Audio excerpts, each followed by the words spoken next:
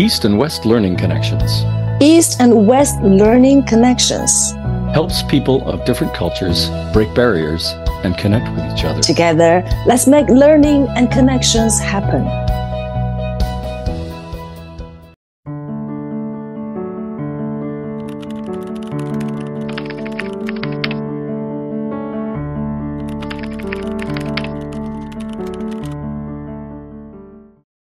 Welcome to this month's East and West Dialogue.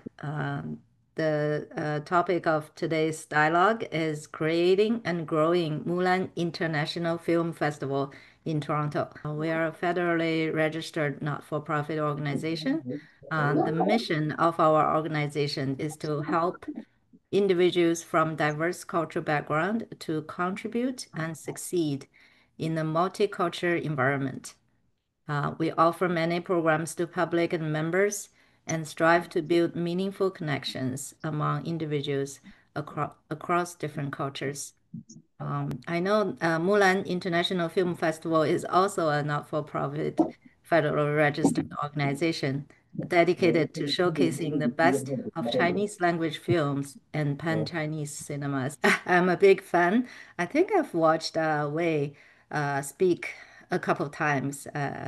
Very impressed with your talk. So we are really delighted to have both of you to talk through your experience with the film festival. Thank you so much for coming. Sure, that sounds good. So why don't SHEN Wei, you start with your introduction? Thank you, Promise, and thank you, Alan. So I guess one interesting thing about us or about Mulan is that none of us studied filmmaking or any film studies related subjects before we started Mulan. So Mulan today, as you introduced, is a federally not-for-profit, and actually the 7 co-founders, we were all working in different fields in finance, in IT, in engineering. So none of us actually came from a background of filmmaking. So I myself, I studied, Promise and I were actually high school alumni, and we came to Toronto to study at the University of Toronto. We studied management, and I specialized in finance, and I worked in the provincial government for about 4 years before I quit my job and decided to go into filmmaking. And so Mulan was I guess, founded after that, after I really started, making my own films. Cool. So I'm Promise. I'm one of the co-founder here at Mulan International Film Festival. My main responsibility focus specifically on marketing and event operations and tons of many other different things.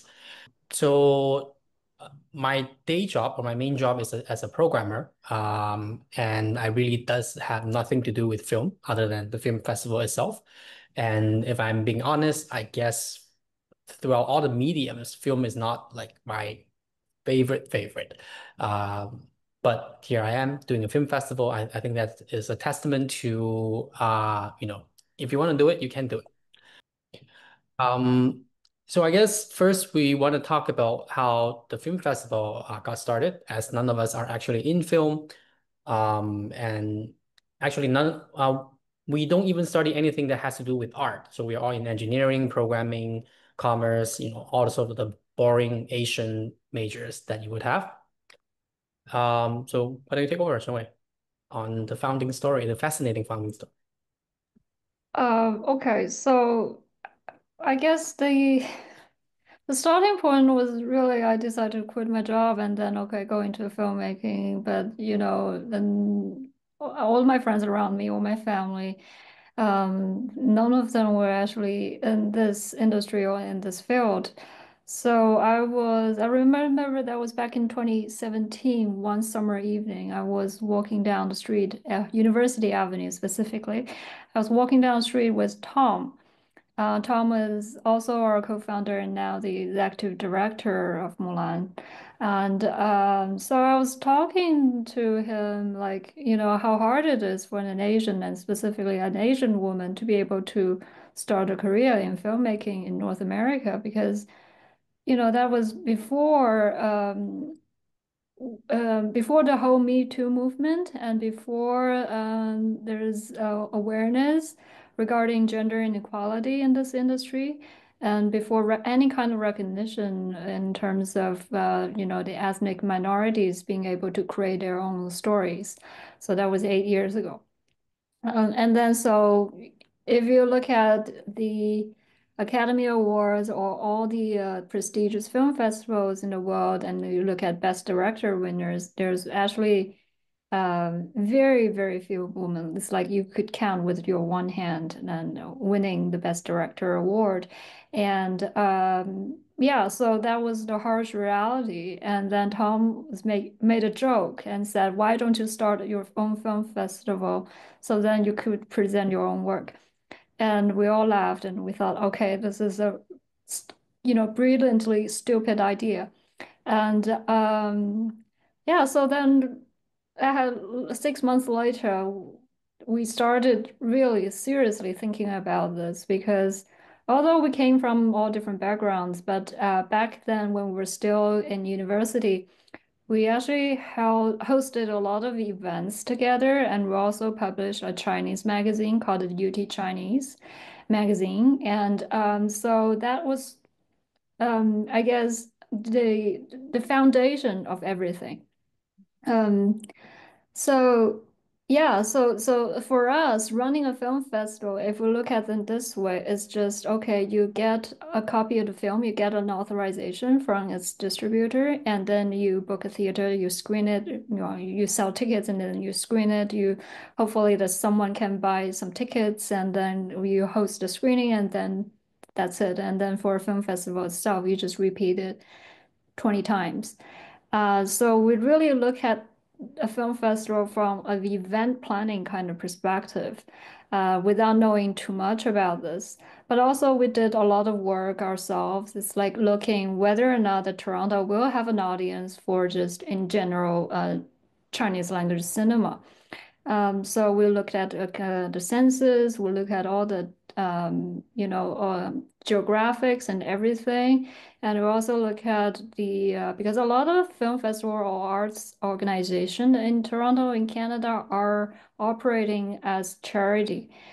So we look at their financial reports, which is disclosed by the CRA, and then we look at how they got their funding and how they're operating. So I think our background, in finance and management actually helped with that perspective of really starting an organization that specializes in, presenting films. And so I guess without too much insider knowledge, with no connection, we just reached out to some distributors and starting to negotiate with them whether or not that they would want to give their film for us for like 1 or 2 screenings. Yeah.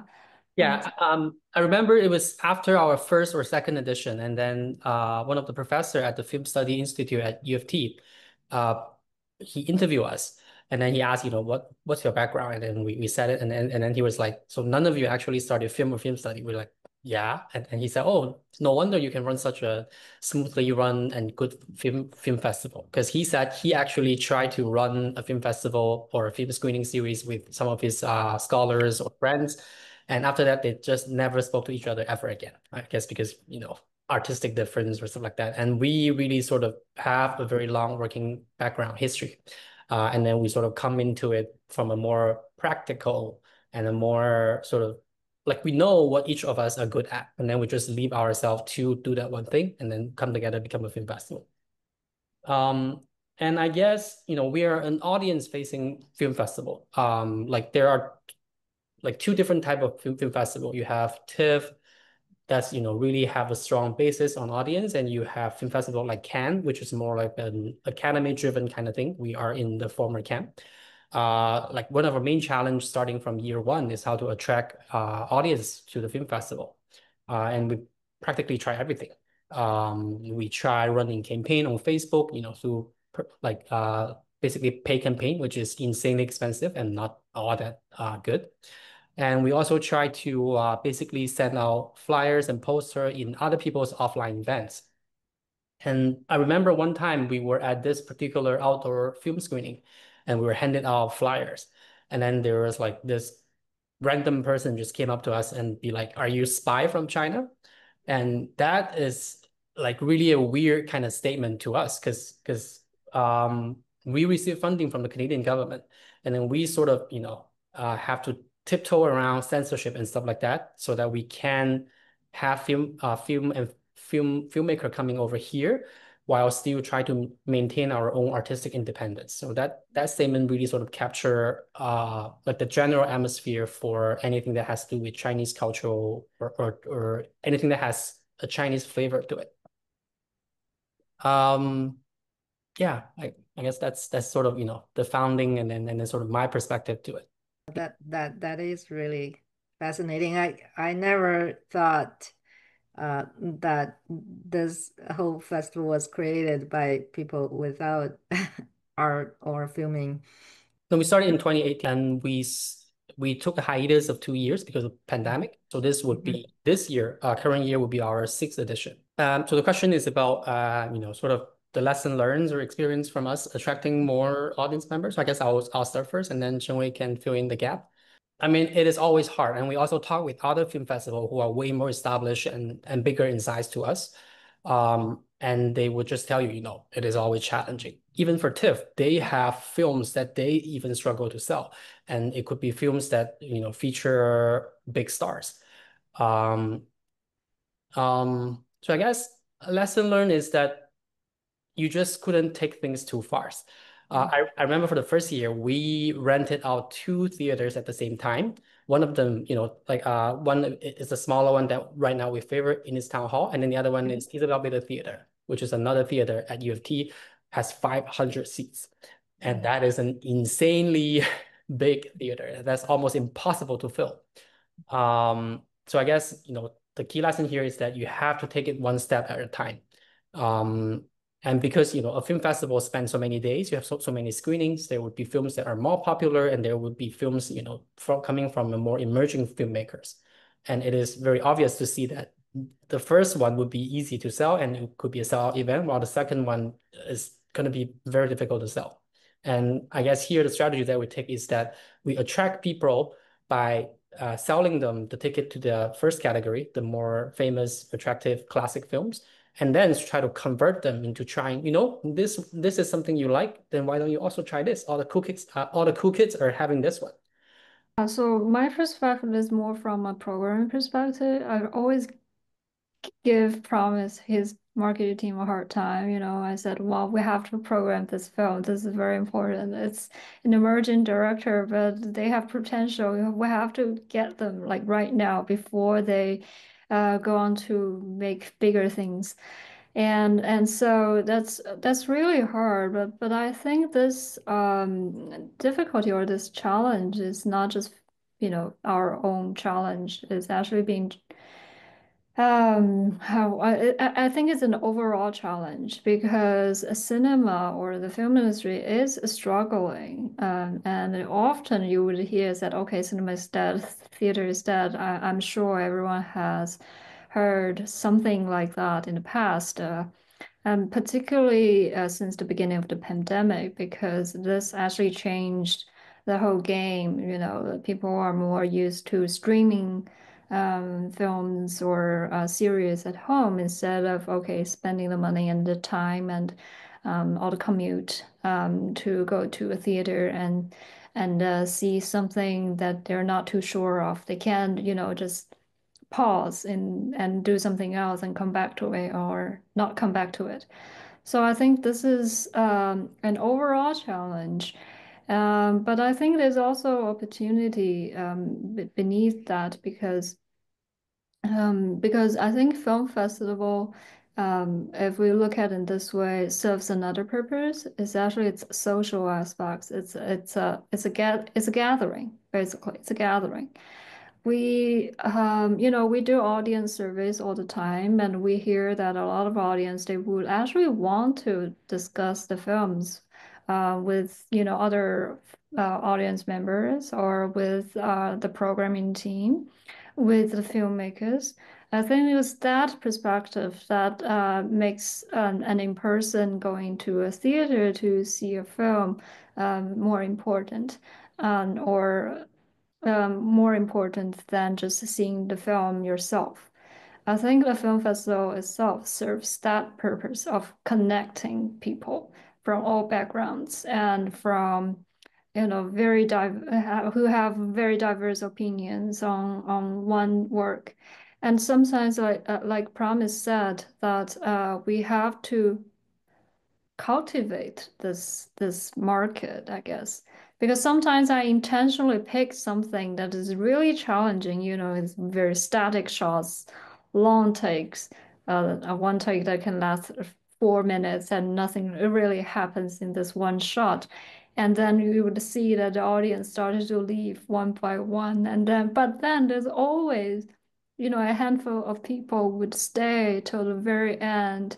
And then I remember one incident that, someone actually came up to me after the screening and said, this film really moved me. And even though it was just one person, and I thought that what they shared with me was most precious than anything. So you'll see that the power itself, we have to really find the right audience, not just a lot of audience, but actually the right audience for any particular film. So I think we are still learning. We can't say, okay, we've already done a pretty good job, yes, but there's still room for us to explore that perspective. And I think it's very important to bring those type of films to our audience members or to Toronto, because if we don't do it, there's no organization in Toronto would do it. Do you guys want to also talk about how do you choose films? What types of films you pick and choose, and are there? I know SHEN Wei, you're also just graduated from UCLA master program for film, right? So I guess maybe if you don't mind, start talking about how do you choose film who is being played for the film festival. Yeah, sure. So our programming has evolved over the years. So right now we have about this year, this edition, we have 5 programs. Besides the opening and closing night films, we also have, first of all, the Fountainhead program, which is a competitive program that focuses on emerging directors' work, their work with original creativity. And this year we're presenting short films only. So we have like a final selection committee consisting of 5 members from the programming team, and then 2 directors actually whose work have been selected to our festival previously. And so 7 of us, we watched pretty much 20, 25 some short films every week for about 6 weeks. And then we just made the final selection. So we judged every film by its artistic merit, directing, acting, editing, music, sometimes.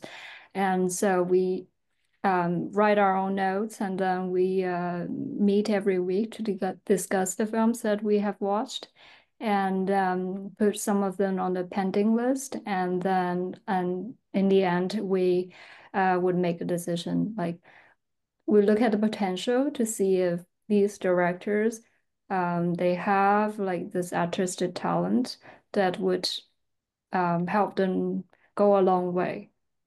So I think every one of us has their own taste. But of course, to meet the criteria, it has to be somewhat professionally made.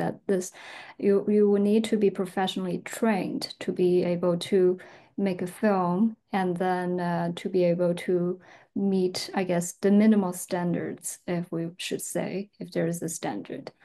And so that's the Fountainhead program, because every year we invite a jury for that. And then we give out two awards this year. One is award for excellence in artistic exploration, and the other award is an audience award. So it's audience balloted award. They pick their favorite film. That's it. And then we have four other programs. One is retrospective. So it's usually for established filmmakers and also for classic films or films that are just older, but then they are sort of have like a historical importance to that. And this year we're devoting the whole program to Lillian Lee, who's a Hong Kong-based writer and screenwriter. And last year we devoted to Aileen Chang, Zhang Ailing. And this year Lillian Lee is Li Bihua. And moving on next, we have a documentary program. Like this is like a special presentation because one of our programmers she's Jane Wang. She's a film documentary filmmaker herself. Her work has just premiered at Hot Docs earlier this year. And I suggested to her that, well, why don't you start like a documentary program at our festival this year? And she did that, and we're going to present maybe 3 or 4 titles this year on documentaries specifically. And then we have Yin and Yang program. This is the program that is dedicated to queer cinema. And we also have a programmer, Karen Ren, just for that. And she's pursuing her PhD at the University of Toronto right now in film studies. And her research focus is actually queer cinema. And we have the Lily versus Leviathan, which is dedicated to female narratives. So mostly we would select works from female directors, but sometimes any films with very prominent female protagonist. So that's our program. So we look at, what's new this year, what has been made over maybe the last 2 years, and then we, watch and rate every film, and then we would meet and discuss our options. Yeah.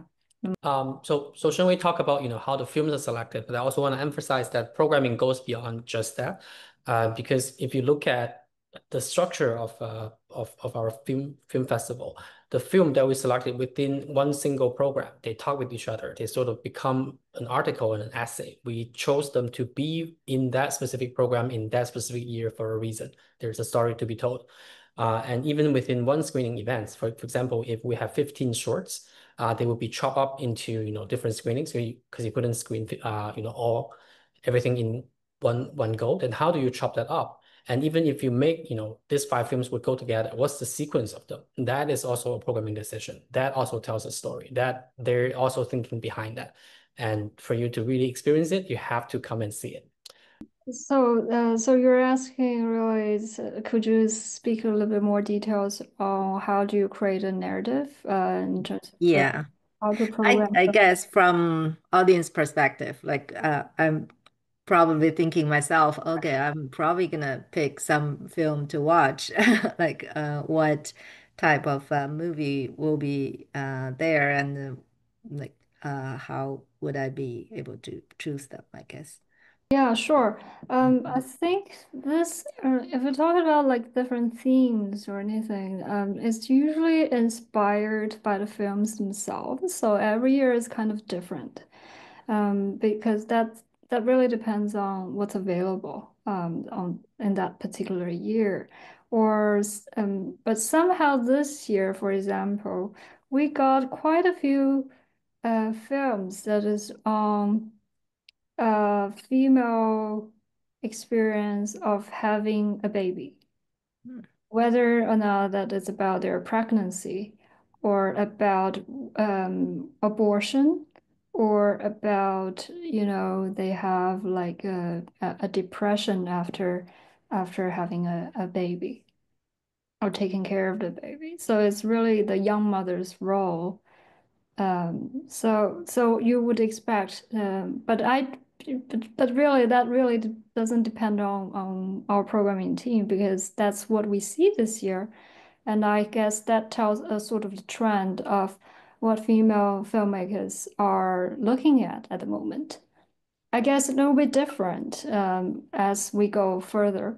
But I think right now, if we talk about female narrative, right now we have like I guess, a new generation of filmmakers.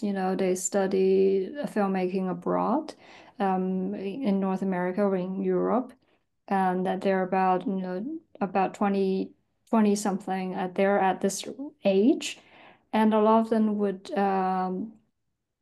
I guess, their source of inspiration usually it comes from their own family, and that's very normal. So we have, in the past, we may program a little bit more of a coming of age story, particularly for like short films, because a lot of filmmakers are making stories of their own based on their own truthful experience. But yeah, so that really depends on what they are experiencing at the moment. But I remember, for example, for the retrospective program in the past, we may pick a particular underlying theme, like it's about a certain city, like Shanghai, or it's about music, like musical connections between different cities. So it's hard to really analyze it at this point, because somehow it's after a certain reflection or being reminded that, oh wow, this year you have a lot of films that are around this theme. So we really follow what everyone is creating, and then we're trying to put them together. And I can give you maybe a little bit trend of what we are seeing from the younger generation of filmmakers. So usually, like I said, it would come from their own experience. So this year we actually watched a lot of um, returning to hometown, that kind of narrative. So it's usually young man who is still in university, or who's just graduated somehow, and then they usually they live in the bigger cities, or they pursue their studies in bigger cities, but then their grandparents or someone from their family, a distant relative, passed away, so they return to their hometown to attend the funeral, or spend some more time with their exchanged grandparents. And so we noticed that, okay, a lot of young directors, they're making films with this particular theme. Well, it doesn't mean that we'll pick all of them, but but this is a trend that we're looking at. And I think this may be a long-lasting one. And so we could clearly tell from this perspective. And I think relatively right now, it seems that nobody believes in love anymore. Okay, so there's a lot more less like romance story about young couples, or how the younger generation pursue love in their life. So we're seeing less and less of that. So this is also so you see that this how the social reality blends into our programming as well. So you will see a clear image of that, to give you an idea. I have a question about like the future. I guess you were planning to talk about the future of the film festival as well, but I guess if you don't mind, could you start with like what is your wildest dream of this film festival? What it would become, or what would that be? Yeah, so I mean, if you look at a film festival, people will probably first think of having screenings and having movie stars, movie directors coming to the screenings, and you talk to them, and then you have all film related. But actually, sort of behind that, or equally as important, is the film industry sort of thing.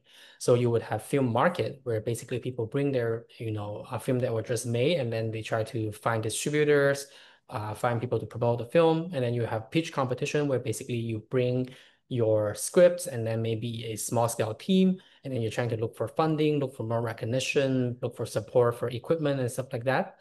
There are industry events where people talk and share like the latest trends, how you overcome specific challenge, how you get international collaborations or funding. There are a whole slew of things that are industry related. And then for us, we started as we started from screenings, and then obviously we have to move more towards the upstream. We want to be able to support more film industry, more filmmakers. Help them sort of bridge the gap between you graduated from your film school and how do you make your first short film, and then how do you make your first feature film, and later on. Okay. 我们说的是一个浮标吧？Are we talking about the same goal? But anyways, yeah, to add on that, I don't think Mulan would expand in terms of size. We want to keep it small and intimate. I think it's important to create a kind of intimate experience for everyone, not just for the filmmakers, but also for our audience members. I think it's very important to create a sort of like an open-minded an environment for everyone, and something would happen and I think in this environment when we talk about creating an intimate experience, because a lot of bigger festivals, what they cannot do is to give equal attention to everyone. So for us, we treat first-time filmmakers as the same as we treat industry veterans. We put them on the same table to have meals together. We put everyone in the same kind of room, and there's really no TA right now. But I think everyone should be coming here and be expecting that we're all on an equal ground to be able to discuss ideas. And because we're very small, so then, it's easier to take care of 8, 10 people instead of 40. And I know that, one of our participants from previous edition, actually a young director, said, my film went to a very prestigious festival in China and some others, but I don't think I was able to make any connection at those festivals. It's actually more helpful to come to your festival because, everyone then knows everyone, and to be able to continue the conversation from that point. Yes, exactly. So if you go to a bigger festival, then you have people lining up at cocktail parties trying to ask one question to an industry expert, but then that it's very hard to make such impression, and then everyone would forget after the festival ends. But for us, it's kind of different. You put all the people, a small group of people together, and then you try to put them on all the same events for 8 days. Then in the end, they get more opportunity to establish that kind of connection. I think that's very important. And I'm really, I guess, like really for us, it's not just to speaking from a festival starting point, because more importantly is to be able to nurture the next generation of filmmakers. You see, overall, and not just in Canada, but overall, people are still seeing films from Edward Young or Wong Kar-wai, and you know them very well. Everyone knows them, And because of the recent restoration, so Edward Young and Wong Kar-wai, they're being played in France, in the United States, in New York, everywhere, every summer. It becomes sort of like a repertoire for art house cinemas. But then, do we need another Wong Kar-wai? Do we need another Edward Young? I don't think so. But then, what's the hope? What's the hope for the future? Then where is the future for films? I think that's the topic we're mostly interested in, is whether or not that there will be another new wave of filmmakers. Whether or not that there will be something transcendental that just all of a sudden, like a shooting star, maybe, any kind of new wave in cinema wouldn't last too long, maybe 3 years, 4 years, but somehow you have like a very close group of filmmakers, they inspired each other, and then they were able to make something that is so surprising that it is the whole game changer. I think we're more interested in that perspective. So not just for the film festival for Mulan itself, but me as a filmmaker, I produce films now for some of my friends at UCLA. And so we're looking at that perspective. So maybe that's beyond Mulan, but that's sort of the wildest dream is to see whether or not that we have anything, we can be part of that. Yeah. Yes, can I have a question? Well, thank you so much, Wei and Promise. I was so touched. I have a question for each of you. For Wei, you graduated from UCLA. What your study at UCLA have any influence on you when you select films? And how's your experience there? You mentioned this Me Too, this gender equality in the film festival in Hollywood. While you were there, did you feel some improvement, or it's basically the same? So basically, your UCLA experience and also that experience, the effect of that experience on your decision at the Mulan Film Festival. And my question for Promise, when you mentioned that person came up to you and asked whether you were a spy from China, I wanted to cry because I do feel it's so difficult for Chinese Canadian or Chinese American to do something for this country, for this society, do something good. But I feel like we are caught between, those political conflicts. We kind of like double victims, the communism and the racism. Have you been coping with that kind of problem? Is the situation improved or worsened? So yeah, Wei, if you don't mind, could you please tell us something about your UCLA experience? Sure. Thank you for your question. 谢谢你的问题. So my experience at UCLA, so I went to study at UCLA in fall 2019, and then I graduated in late 2023. So it's a master's program that took me 4 years. So it was directly impacted by the pandemic itself.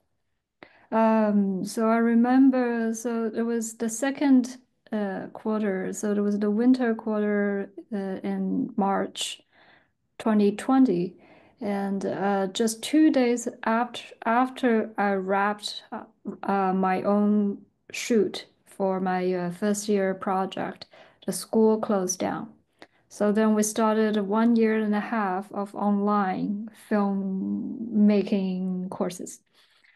So, of course, our education was compromised. At the beginning, I think there was a lot of uncertainty and a lot of bitterness in that because I know that a lot of my peers are impacted by the funding And especially the graduates that year, you know, they were supposed to make their master thesis in summer, but everything was put on stop, and they were told by the school to make something on their phone just at their home to be able to graduate. But you know, you don't go to film school for that kind of production. So it's a very devastating experience for a lot of us. But for me personally, the hard part is actually the psychological impact because my hometown is Wuhan, and I actually got to know, you know, the whistleblower Li Wenliang, Dr. Li Wenliang. At the very beginning, I think I read a post on Douban, and that was the last day of 2019. And I look at this screenshot coming from, you know, the group chat or whatever, and I immediately called my mother to ask her to tell every one of our family in my hometown to be prepared for that because you know we grew up in Shenzhen. Province and I we grew up in Shenzhen. We know what SARS was like back in 2003. And at that time, I still didn't expect everything to be like that, to be, you know, that would turn out to be a global pandemic.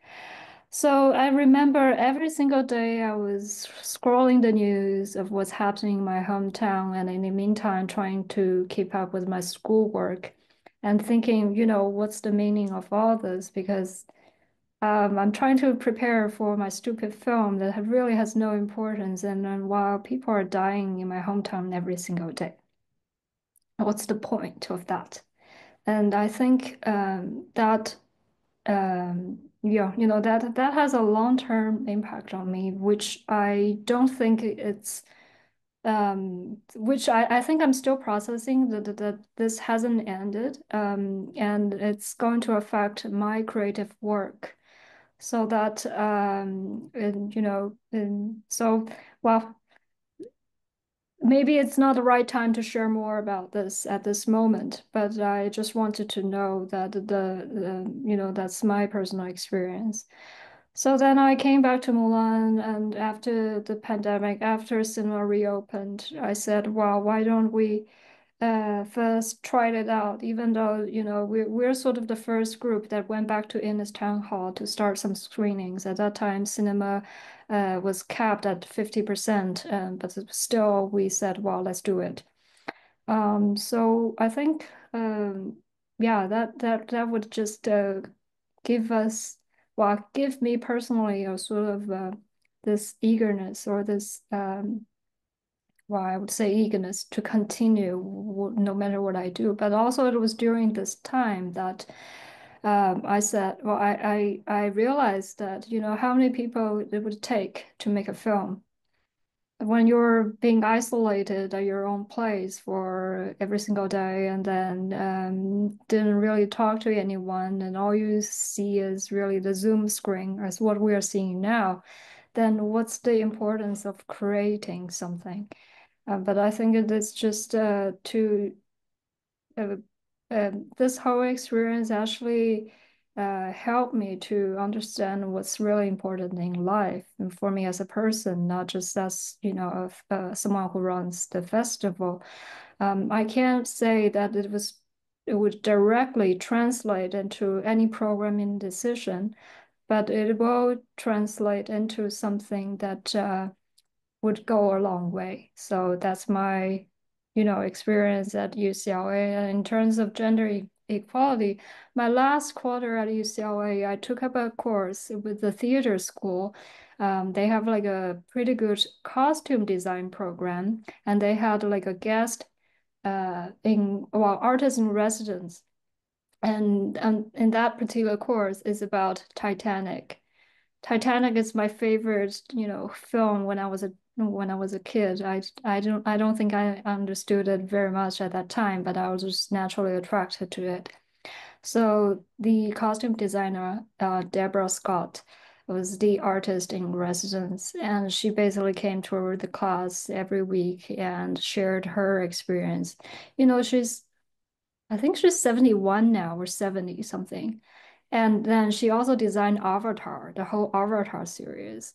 So it's amazing. But if you look at her and you see that she works every single day and she works out to keep up, the sort of the physical demands of being a costume designer for such a big production. She looks like as if she's still in her 30s or 40s. That was amazing. And I don't know how she was able to work, with that kind of strength. And she shared so much about being a costume designer in the industry, what it means and what costume designers are facing. Costume designers in Hollywood actually are paid less than makeup artists. Because back then, we're talking about 100 years ago, makeup artists were a man's job. So then they were naturally paid more. And that kind of equality still persists in this industry. So one of us asked, what did the whole Me Too movement have an impact on, create an impact on your experience, on your work experience? And Deborah said none, because she would still go into all these meetings with studio executives, mostly white men making decisions, and then one of them would tell like a sexist joke, and the only change, she said, is that, oh, since you're here, maybe I shouldn't have said that. And that was the only difference. You see how devastating it is. And basically the message is, sorry, I think it's allergies kicking in. But I think in general, it's it would take a whole generation to make such a change. UCLA school-wise, for example, I think from maybe after 2017, they started to admit more students coming from diverse backgrounds. I think, for example, in my cohort, there were like 18 female students and 6 male students, which is drastically different from maybe 5 years prior to that. So I think it's changing, but the change hasn't completed yet. It would take, so Deborah was speaking a lot of things to me because, your future director would have a say on what job to give, on bigger decisions on the production, I guess. But I think this was just not just one person. It's really, you have to I guess one of her mandates is actually to be able to communicate that to the next generation of people working in this industry. April also is a costume designer in Canada, a very good one. And she said the same thing. Yeah, thank you. Yeah, so promise, please. So I guess briefly, there are like 2 different levels that we sort of face the racial or cultural barrier. One is sort of when you're approaching individuals, like audience members and potential audience members. I think luckily for us, the kind of overt hostility that people would say, are you spy? Are you, trying to subvert Canadian government is rare. Probably has a lot to do with the type of film that we showcase and how big or how small we are. I think it is more the indifference that is the thing that we're trying to overcome, where people feel that because you are a film festival that focuses on Chinese language film, it is not something that I should participate in. But whereas you look at maybe a Japanese film festival or Korean film festival, that kind of mental or psychological barrier is not there. So I guess, that's the more pronounced kind of thing. And the other level is when we deal with organization. So like when we apply for funding, people will be like, oh, there's this other, for example, Real Asian Film Festival who program Pan Asian Film Festival. If we have them, why should we still support you? They sort of, group everything into one bucket. They don't see Chinese language culture as a separate individual sort of thing, but they do, they think polish is polish. They see France as France, UK as UK. but they sort of group everything together, and like that's sort of at the institution level. And I think with the arrival of Trump again, we are seeing a big impact of that also in the Canadian context. You will see funding agency and government, they are less open to more culturally diverse funding, and they are a lot more restrictive, and they are a lot more cautious about giving funding. So I guess that's also something we have to fight. And I think we as individuals, audience, can do something. Last year, we got some tickets from you, our members, and I also bought some tickets myself, and I invited some of my non-Chinese speaking friends to go with me, and they were all amazed by the films, so they all like the films. So yeah, I think we can do more things like that, maybe to invite our other ethnic group friends to go to your festival. And when you said they kind of group all Asian countries into one group, it made me think of uh, a guest speaker from Africa, Ghana. They are concerned about this. Like everybody look at African cultures as one. Like, oh, you're from Africa. Look, it sounds like everybody in Africa is the same. But they are very concerned about that. And that we are so different. We're a big continent and we're so different. I think for Asia is the same. And for us to look at other peoples, like African people, same thing. So it's interesting. What made you change your career from finance to filmmaking? Did you encounter any challenges during this process? This question comes from another way. Well, I guess because as a kid, I was just very interested in painting and arts in general. I studied, bits of everything. Like I played a bit of a violin and piano and then, a little bit of everything. And I loved writing, I loved reading, I loved literature in general.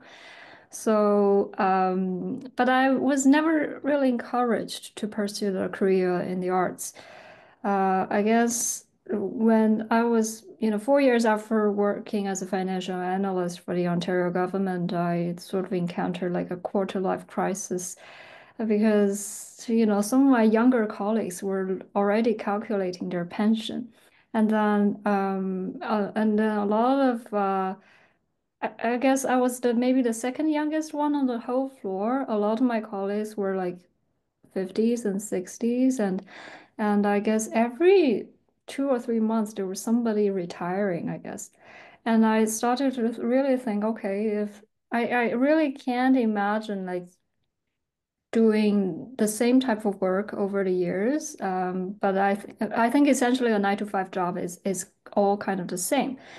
And then yeah, so I when at that moment I started to really think what I really want to do for the rest of my life, and the answer was filmmaking because it's a medium that really is serves as the center point of all my interests. I was even interested in costume design at some point when I was still a teenager.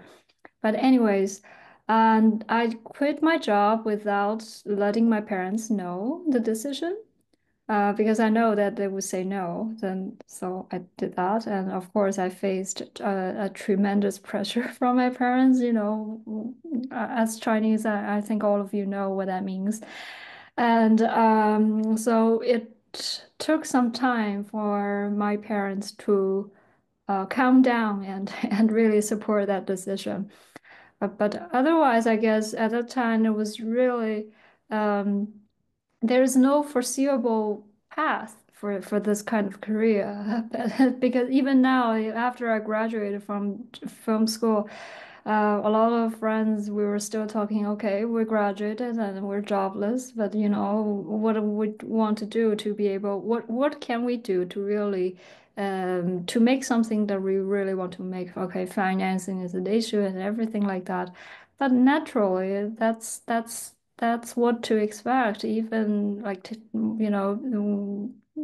when I made that decision. So nothing really outrageous, and you just have to manage yourself. Yeah, the question is really about right now the short video. It's very popular. It's a large part of the economy. I think the future for the content creator, uh, it looks quite promising because someone said, Bimla said that the future belongs to TikToker and tech founders. I'm just saying how do you guys adapt to the short attention span of this? Will you guys include this kind of genre? Yeah, thank you. I think fundamentally these, although they seem to be sort of like a content, or it's like a like a video that's being played on a screen. But I think essentially the logic behind their creation is quite different. Or the methodology of creating them is also quite different. I know that what's really hot right now is this mini series. One episode is like 1 minute, a minute and a half, and then you have any a platform like Real Shorts or Drama Box. They would ask you, oh, well, they give you first 30 episodes for free, and then you have to pay, or you pay for a membership to be able to watch the rest. A lot of film school graduates are actually creating this kind of vertical, meaning, you just watch it on your phone, you never project it onto the TV or onto a bigger screen for that. Right now, a lot of film school graduates are working in this field, or working to create all this like vertical series. As we're talking about graduates, maybe in recent graduates, those who graduate in the last 3 to 5 years, and even more matured graduates, people who have been working in the film industry for maybe 10 years, they started to work on these. I think right now, yes, it's strong. Well, I guess it's competing with all these other entertainment forms. But in the end, I think I won't say that I would be able to predict the future of what it will be really like for the industry, for the film industry itself. But for us, I think it is my belief to create a kind of environment where creators can find any kind of form that they want to create any type of stories that are true to themselves. So whether or not it's in a different format, like the miniseries that you're talking about, or some other longer forms, it's up to the individual choice, but the healthy market should be able to accommodate all kinds of creation. So I'm not really seeing it from, that perspective. I'm seeing, whether or not that you have this creative freedom to create the type of films or any kind of other visual content with your own will, and you have the resources to be able to do so. For now, we don't have any plans to include that type of visual content at our film festival. That's not what our mandate is. We are still supportive of a longer form of filmmaking. And yeah, because when I said that the logic behind everything, because okay, so if you look at if you watch all this like mini vertical series on your phone, you could be, you're on the TTC, and then you just want to stream something on your phone to look at it. So then the lighting is actually different. So for all those like mini series, they tend to have like a much brighter lighting setting for creating the scene, versus in theater, a film to be played in theater, you actually have more. Overall, it's darker. I wouldn't say for sure, but it's overall it's darker. So you have a more a varied degree of lightness, brightness and darkness when it comes to films and seeing films in a theater. So that means that when you are shooting like a mini series, you tend to brighten up the lighting. Brighten up. Maybe you use the same kind of equipment, the same cinematic lights, but then the degree of the amount of light that would go into the screen or go into the frame is just going to be different.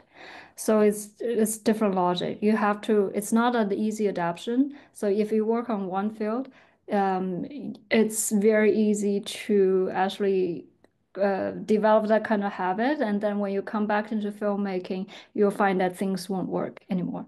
So I just want to emphasize one thing is that, you know, we don't think one art form is necessarily more avant-garde, more advanced, or more sophisticated in terms of its artistic virtue. They are just simply different kind of mediums. You can have a short vertical series that are full of art, like is full of merits in terms of its art pursuit, and then you can make a film that is, you know, completely devoid of soul. That's not why we choose or don't choose to have shorts in our film festival. There's a saying in communication theory is that the medium is the message. Like the medium here is just so different. Even though short or mini series and film, we are all based on sound and images, but the medium has changed so much that they are just two completely different things. So I guess instead of saying whether a film festival should include shorts or miniseries as part of its own program, I think short and miniseries deserve their own category of festival. They should be celebrated independently. They should have their own logic, their own financing figured out. Right. Okay. Thank you so much. I think that's good for today. We're at 10:02. Thank you so much for everybody for staying for extra 30 minutes. And of course, thank you, SHEN Wei and Promise, for staying with us as well. And thanks for the sharing. I think the openness that you have, I feel like the intimate, like feeling consistent with the Mulan Film Festival. 今年8月8号到17号，在那个多大的 Int'l Town Hall。You can go to website mulanfestival.com to find more information. And there are a lot of comments and compliments in the chat. I think you guys can see it. So I hope you know that we are your fans, and wish you all the best and the success of this year's film festival. Thank you very much for having us. It was actually quite fun to answer questions and talk about our story. 谢谢邀请我们来，然后其实分享这些故事也很有意思。You know, we always see ourselves as part of communities, and then it is really inspiring to see a group like this. So hope we can collaborate for many more years to come. Thank you very much. Thank you, Ellen. Thank you for all the enjoyment, the inspiration. For inquiries, please contact info@eawlc.org or visit our website at www.eawlc.org.